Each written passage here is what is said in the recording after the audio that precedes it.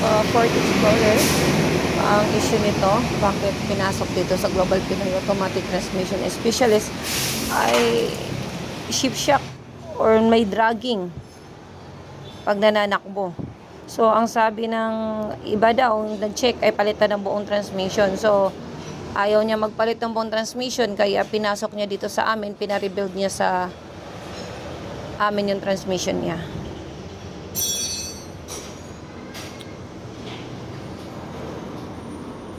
Yan, tingnan natin kung ano yung problema ng loob ng transmission niya, bakit nagkaroon siya ng shift shock at dragging.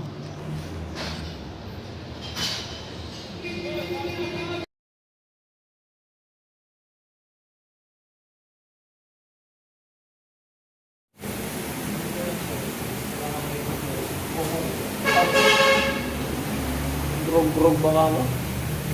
Dito.